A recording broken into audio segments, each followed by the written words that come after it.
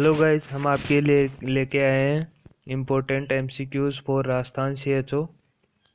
तो इसमें अगला क्वेश्चन पढ़ते हैं अपन।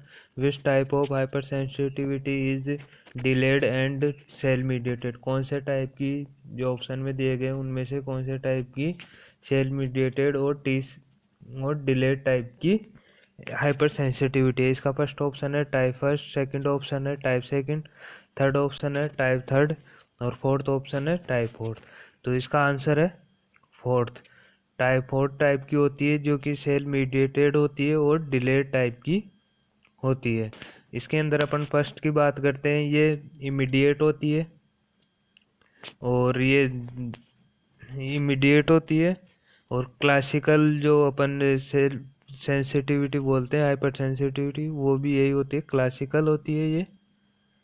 और एनाफाइलेटिक होती है, जो भी एनाफाइलेटिक मतलब एलर्जी टाइप की जो भी रिएक्शन होती है वो इसी के अंदर होती है। अपन टाइप सेकंड की बात करते हैं तो टाइप सेकंड की साइटोटॉक्सिक होती है और आईजीजी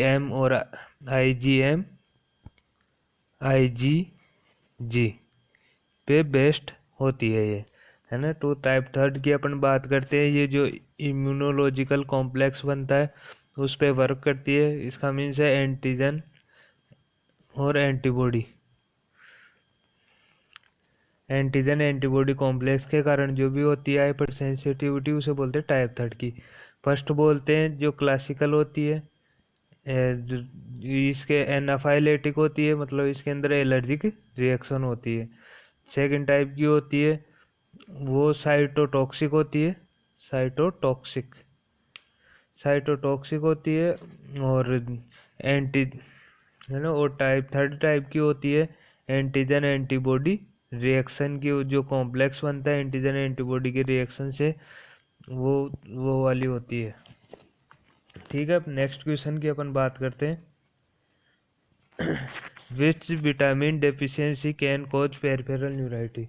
इनमें से कौन सा विटामिन है जो पेरिफेरल न्यूराइटिस कर सकता है, उसके डेफिशिएंसी के कारण पेरिफेरल न्यूराइटिस हो सकता है। इसके ऑप्शन है विटामिन बी6, एक सेकंड ऑप्शन है विटामिन बी5, थर्ड ऑप्शन है विटामिन बी3 और फोर्थ ऑप्शन है विटामिन बी2। तो अपन सबसे पहले बात करते हैं विटामिन बी6 की। ये कौन सा करता है, ये पेरिफेरल न्यूराइटिस कर सकता है। पेरिफेरल न्यूराइटिस कौन सा करता है, विटामिन बी6। तो इसका अपना आंसर कौन सा होगा, एक। तो अपन बात करते हैं विटामिन बी5 की। ये क्या करता है, पेरिफेरल न्यूरोपैथी करता है, न्यूरोपैथी। विटामिन बी5 क्या करता है, न्यूरोपैथी। अपन विटामिन बी3 की बात करते हैं तो ये पेलेग्रा करता है, पेलेग्रा। पेलेग्रा के अंदर क्या होता है, 3D साइन आते हैं।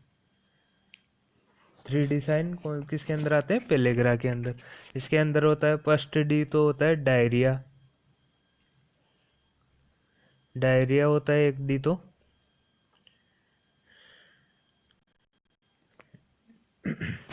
नेक्स्ट होता है डिमेंशिया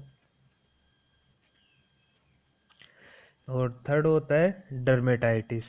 मतलब पेलेग्रा के अंदर 3 साइन होते हैं इंपॉर्टेंट, 3D, जिनको अपन बोलते हैं 3D। पहला होता है डायरिया, डर्मेटाइटिस और डिमेंशिया। अब अपन बात करते हैं नेक्स्ट क्वेश्चन की, फोर्थ क्वेश्चन।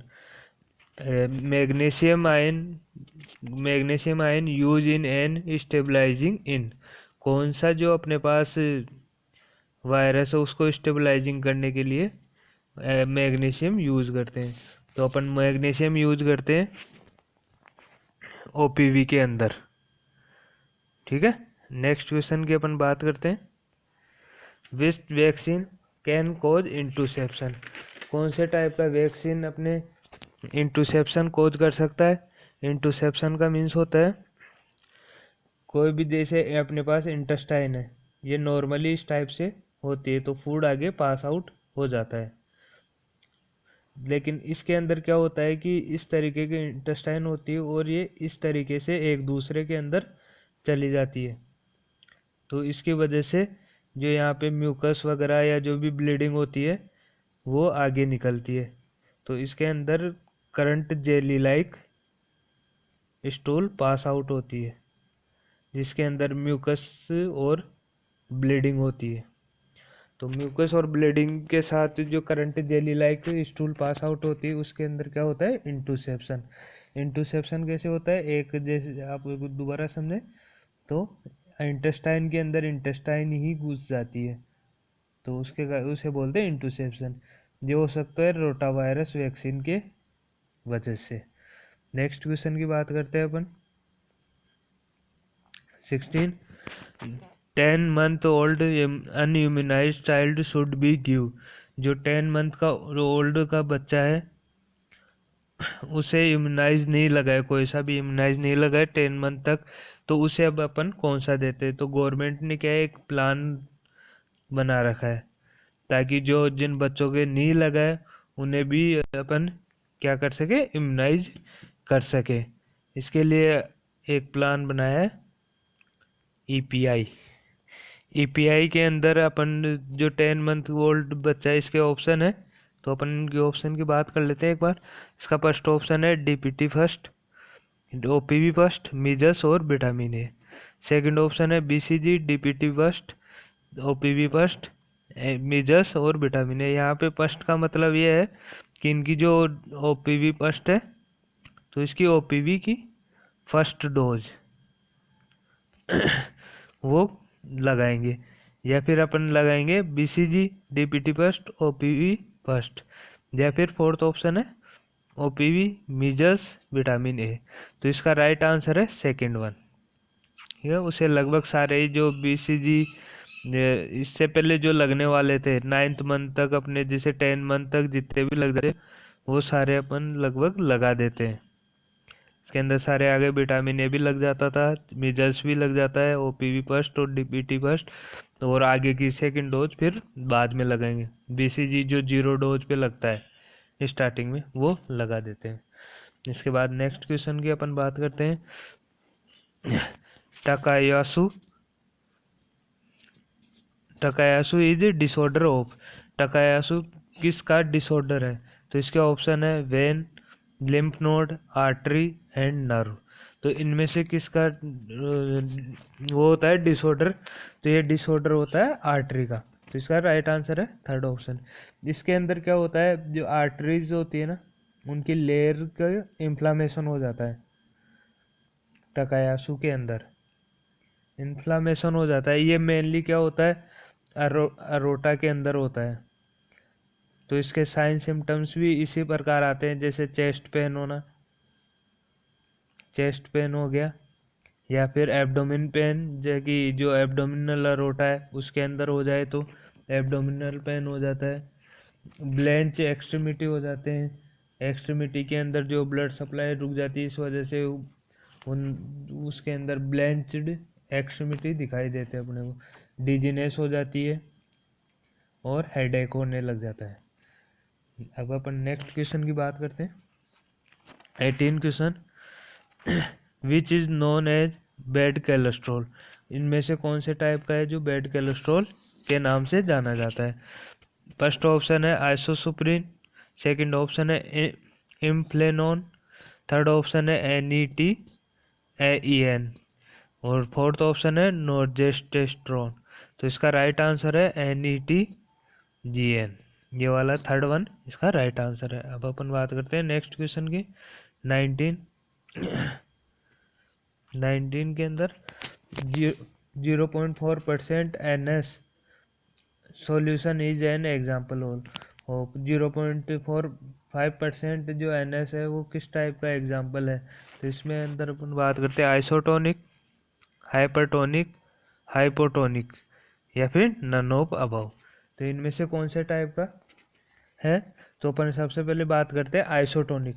ये जो भी सॉल्यूशन होता है उसको अपने प्लाज्मा से, ब्लड प्लाज्मा होता है उससे कंपेयर किया जाता है। तो अपने जो आइसोटोनिक होता है उसका लगभग इक्वल होता है कंसंट्रेशन, कोई भी जो नॉर्मल सलाइन हो या कोई सा भी सॉल्यूशन हो उसका, तो उसे बोलते हैं आइसोटोनिक। हाइपरटोनिक के अंदर क्या होता है, कंसंट्रेशन ज़्यादा होती है, तो उसे क्या बोलते हैं, मोर देन ब्लड प्लाज्मा, तो उसे क्या बोलते हैं अपन, हाइपरटोनिक। और अगर कम होती है तो उसे बोलते हैं अपन हाइपोटोनिक। तो ये 4-5% किस टाइप का है, ये है हाइपोटोनिक टाइप का है। तो इसका आंसर क्या हुआ, थर्ड वन। तो इसका आंसर, जैसे अपन आइसोटोनिक का कोई एग्जांपल बताना हो तो उसका NS है, NS जो सिंपल NS होता है वो है। तो इसके अंदर कितना होता है, 0.9%। ये NS क्या होता है, आइसोटोनिक। हाइपरटोनिक के अंदर आता है, अपन इसके जो NS के अंदर कुछ भी ऐड करते हैं, जैसे डेक्सट्रोज ऐड कर दी, तो डेक्सट्रोज प्लस 0.9% NS, तो ये क्या होता है, 0.9% NS होता है। तो किसका आंसर हो गया ये, हाइपरटोनिक का। और अपने पास हाइपोटोनिक का तो रखा ही एग्जाम्पल। नेक्स्ट क्वेश्चन की बात करते हैं। INC इस्टेब्लिश इन, INC कब इस्टेब्लिश हुई थी, तो इसके अंदर जैसे फर्स्ट ऑप्शन है 1990, 1948, 1947, 1946 और 1945। तो अपन पहले बात करते हैं 1948। 1948 के अंदर WHO एस्टेब्लिश हुआ था। ये बहुत सारी कंट्रीज मिलके ये डिसाइड किया था कि जो भी अपने हेल्थ सिक्योरिटी के लिए अपन एक ऑर्गेनाइजेशन करेंगे, जिसको लगभग जितनी भी जो कम्युनिटी, जो भी जितनी भी कंट्रीज थी, वो फंड देती है किसको, WHO को। फिर वो उन्हीं कंट्रियों पे इक्वली खर्च करता है उसको हेल्थ के थ्रू। तो कब इस्टेब्लिश हुआ था ये, 47 में आ गया था, और इस्टेब्लिश 48 में हुआ था। 1947 के अंदर INC एस्टेब्लिश हुई थी। 1946 के अंदर यूनिसेफ हुआ था, यूनिसेफ, इसकी फुल फॉर्म होती है United nation, UNICEF, United nation international child emergency fund.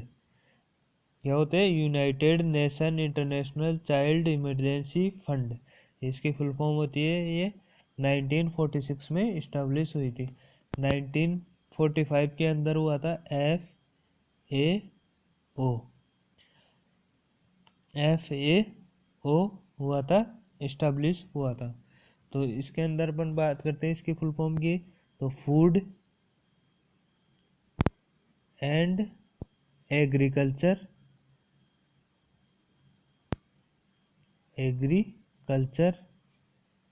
Organisation.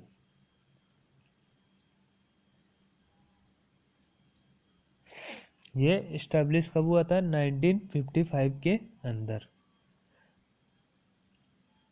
Next अपन बात करते हैं नेक्स्ट क्वेश्चन की।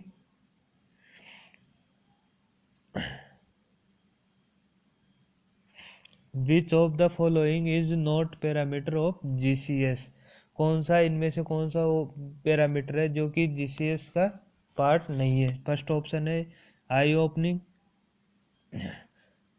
फर्स्ट ऑप्शन है आई ओपनिंग, सेकंड ऑप्शन है वर्बल रेस्पॉन्स, थर्ड ऑप्शन है मोटार रेस्पॉन्स, फोर्थ ऑप्शन है पेपुलरी रेस्पॉन्स। तो इसका राइट आंसर कौन सा होगा, फोर्थ वन, पेपुलरी रेस्पॉन्स। अपन उसके अंदर EVM चेक करते हैं, आई ओपनिंग, वर्बल रेस्पॉन्स और मोटार रेस्पॉन्स। तो इसके अंदर मोटार सबसे इम्पोर्टेंट होता है, जो कि अपने को एक्चुअल जो ब्रेक कॉन्शियसनेस वगैरह होती है उसके बारे में बताता है। नेक्स्ट क्वेश्चन की बात करते हैं। Which of following not a sign of inflammation, इनमें से कौन सा साइन है जो इन्फ्लामेशन का नहीं है। फर्स्ट ऑप्शन है रूबार, सेकंड ऑप्शन है पेलार, थर्ड ऑप्शन है टूबार, फोर्थ ऑप्शन है कैलार, फिफ्थ ऑप्शन है डोलार और सिक्स ऑप्शन है फंक्सोलेसा। तो इसके अंदर क्या होता है, रूबार का तो मतलब होता है रेडनेस, ठीक है, रूबार का मतलब होता है रेडनेस। तो ये तो रेडनेस तो होती है इन्फ्लामेशन के अंदर। फिर सेकंड ऑप्शन है पेलार, पेलार का मतलब पेल कलर का सा हो जाना। और थर्ड ऑप्शन है ट्यूबार, ट्यूबार का मतलब होता है स्वेलिंग।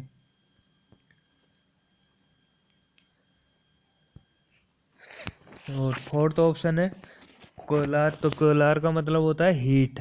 ये कैलोरी से लिया गया है, तो कैलोरी से क्या प्रोड्यूस होता है, हीट, तो इससे हीट से रिलेटेड है। डॉलर का मतलब होता है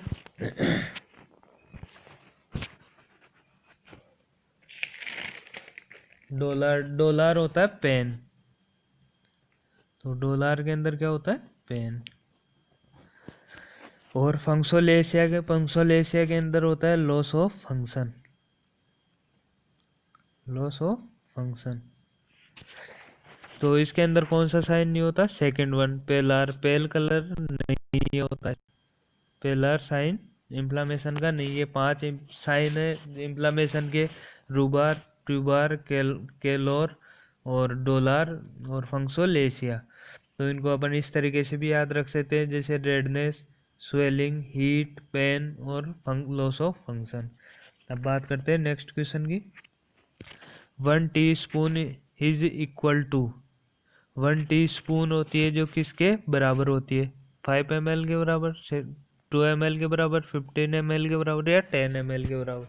तो इसके अंदर होता है 1 टीस्पून होती है 5 ml के बराबर, और 15 जो ml होता है उसके अंदर होता है टेबल स्पून, ये टेबल स्पून के बराबर होती है। तो अपने को कोई टेबल स्पून के बारे में पता पूछेगा तो उसके बारे में अपन बता सकते हैं कि 15 ml की एक टेबल स्पून होती है और 5 ml की एक टी स्पून होती है। नेक्स्ट क्वेश्चन की बात करते हैं अपन। Medical record are property of, तो मेडिकल रिकॉर्ड, जितने भी मेडिकल रिकॉर्ड होते हैं, जैसे इन्वेस्टिगेशन होती है, अपने इन्वेस्टिगेशन हुई, और कोई भी जैसे वाइटल चार्ट हुआ, या फिर अपने कोई से रिपोर्ट हुई, ब्लड इन्वेस्टिगेशन वाली रिपोर्टें होती है जो, या और किसी टाइप का जैसे प्रिस्क्रिप्शन होता है, फाइल के अंदर लगे हुए होते हैं प्रिस्क्रिप्शन बहुत सारे डॉक्टर ऑर्डर के, तो वो किसके प्रॉपर्टी होती है, वो प्रॉपर्टी होती है हॉस्पिटल की। ठीक है, पेशेंट के लिए अपने पास ओनली क्या होती है, कॉपी जो देनी होती है उनकी, एक कॉपी पेशेंट को देनी होती है, बाकी ओरिजिनल तो हॉस्पिटल को रखने होते हैं। नेक्स्ट क्वेश्चन की अपन बात करते हैं। नेक्स्ट क्वेश्चन होता है, यार इसके क्या हो गया, next, who is consumer of A hospital, hospital का कौन कंज्यूमर होता है, तो पब्लिक होती है, स्लीपिंग होती है, चिल्ड्रन होता है या पेशेंट होता है, तो हॉस्पिटल का कंज्यूमर होता है पेशेंट। नेक्स्ट क्वेश्चन की बात करते हैं अपन। Priority of planning in nursing process, nursing process के अंदर किस बेस पे अपन प्लानिंग करते हैं, या किस थ्योरी या कौन से मॉडल की वजह से भाई अपन प्रायोरिटी देने की कोशिश करते हैं। तो उसके अंदर फर्स्ट ऑप्शन है danger of illness model, second option है इंटरपर्सनल थ्योरी, थर्ड ऑप्शन है इंफॉर्मेशन प्रोसेस मॉडल, और फोर्थ ऑप्शन है Maslow hierarchy of human needs. तो इसके अंदर अपने राइट आंसर है मास्लो हिरार्ची ह्यूमन नीड्स। इसके अंदर क्या होता है, अपने जो भी फर्स्ट प्रायोरिटी पे अपन किसे देते हैं, जैसे कि अपनी जो फिजिकल नीड होती है उसे अपन फर्स्ट प्रायोरिटी पे रखते हैं, जैसे ऑक्सीजन हुआ, फूड हुआ, इसके अंदर ये सब आ जाते हैं। फिर उसके बाद सिक्योरिटी आ जाती है, उसके बाद लव बिलोंगिंगनेस आ जाती है, फिर उसके बाद वो आ जाता है, क्या बोलते हैं अपन, एजुकेशन वगैरह, फिर उसके एक्चुअलाइजेशन आ जाता है ना। तो इसके इस प्रकार मास्लो हिरार्ची थ्योरी होती है, उसके अकॉर्डिंग अपन प्रायोरिटी जो नर्सिंग प्रोसेस बनाते हैं, एनसीपी बनाते हैं, उसके अंदर अपन यूज में लेते हैं, भाई कौन से पेशेंट को कौन सी प्रायोरिटी देनी चाहिए या फिर कौन से ट्रीटमेंट को देनी चाहिए, वो सब चीज़ें आ जाती है। अब बात करते हैं नेक्स्ट क्वेश्चन, डीकेनुलाइजेशन। डीकेनुलाइजेशन का क्या मतलब होता है ये बताना है। डीकेनुलाइजेशन फर्स्ट होता है IV cannula remove, second option है IV cannula insertion, third option है ट्रकेस्टोमी रिमूव, फोर्थ ऑप्शन है ईटी ट्यूब रिमूव। तो इसका जो ईटी ट्यूब रिमूव को तो अपन क्या बोलते हैं, एक्जुबेट, एक्जुबेट, इसको तो बोलते हैं ईटी ट्यूब रिमूव। और इंटूबेट को क्या बोलते हैं, इंटूबेट, इंटूबेट को बोलते हैं अपन ईटी ट्यूब इंसर्शन। समझ में आ गई दोनों चीज। और जो डीकैनुलाइजेशन को बोलते हैं ट्रकेस्टोमी रिमूव, डीकैनुलाइजेशन को बोला जाता है ट्रकेस्टोमी रिमूव। नेक्स्ट क्वेश्चन की बात करते हैं, electrolyte balance is regulate by, जो इलेक्ट्रोलाइट है वो किसके द्वारा रेगुलेट की जाती है। तो फर्स्ट ऑप्शन है हार्ट, सेकंड ऑप्शन है किडनी, थर्ड ऑप्शन है लीवर और फोर्थ ऑप्शन है लंग्स। तो इसका राइट आंसर है किडनी। किडनी के द्वारा जो पोटेशियम है, सोडियम है या क्लोरीन है, ये सब चीज़ें किससे रेगुलेट की जाती है, किडनी के द्वारा। और जो हार्ट होता है, हार्ट के द्वारा क्या होता है, बीपी, अपन जो ब्लड प्रेशर है वो कंट्रोल में किया जाता है। लीवर से जो भी मेटाबॉलिज्म होता है वो लीवर के अंदर होता है। लंग्स क्या करता है, गैसेज एक्सचेंज करता है, एक्सचेंज करने का काम करता है किनका, गैसेज का, जैसे कि CO2 होती है, O2 होती है, इनका एक्सचेंज करता है ये। ठीक है, नेक्स्ट क्वेश्चन की बात करते हैं अपन, ट्राइएज मीन्स क्या होता है। इसमें ऑप्शन है large, emergency, second option, third option है शॉर्ट और फोर्थ ऑप्शन है लॉन्ग। तो ट्राइयोज का मीन्स होता है शॉर्ट। इसके जो डेफिनेशन होती है वो इस प्रकार होती है, ट्राइज की शॉर्टनिंग ऑफ ट्रीटमेंट। अपन क्या करते हैं, शॉर्टनिंग ऑफ ट्रीटमेंट। तो जो ट्राइज अपन इस प्रकार शॉर्ट कर देते हैं उनको, जैसे प्रायोरिटी बेस पे रख लेते हैं सभी पेशेंटों को। जैसे कि किसी के एयरवे प्रॉब्लम है तो उसे फर्स्ट प्रायोरिटी अपन देंगे।